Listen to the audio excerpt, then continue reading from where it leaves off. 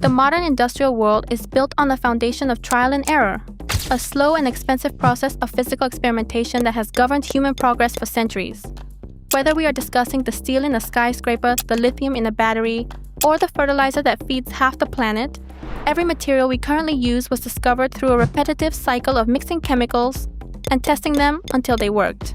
But we are moving away from the era of discovery and into the era of architecture. We are entering the age of quantum material discovery, where the subatomic behavior of matter is no longer a mystery to be guessed at, but a blueprint to be designed.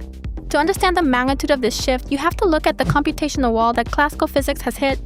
For decades, the simulation hypothesis was treated as a philosophical curiosity, but as we develop our own quantum processors, the math is beginning to look disturbingly plausible.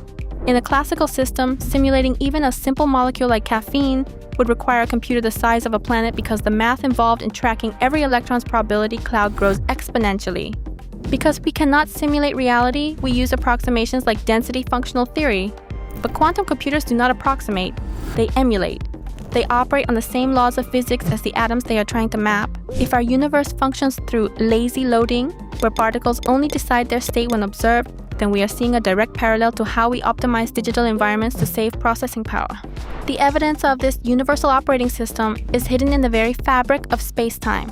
Physicists have discovered that the equations of supersymmetry actually contain binary error correction codes, the same type of logic used in web browsers to prevent data corruption during transmission.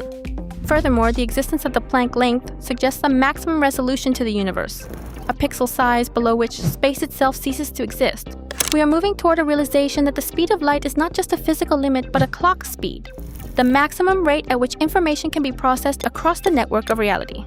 We aren't just the observers of the system. We are the end users who have finally figured out how to read the source code. This perspective challenges our understanding of causality and existence.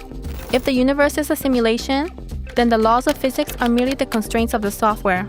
Gravity, electromagnetism, and the strong nuclear force are subroutines designed to maintain the stability of the environment. Quantum entanglement, which Einstein called spooky action at a distance, looks less like a mystery and more like a shared variable in the database. If two particles are entangled, their distance in the rendered world is irrelevant because they are located in the same memory address in the host system. This would explain why information can appear to travel instantaneously. It isn't traveling at all. It is being updated in the source code simultaneously. When we look at the thermodynamic limits of computing, we see another clue. Landauer's principle states that erasing one bit of information releases a specific amount of heat. If the universe is a computational system, then every physical process is an information processing event.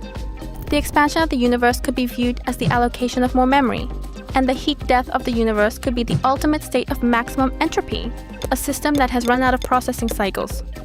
For an engineer, this shift in mindset is transformative. We stop asking, what is this material made of? And start asking, what is the logic governing this material state?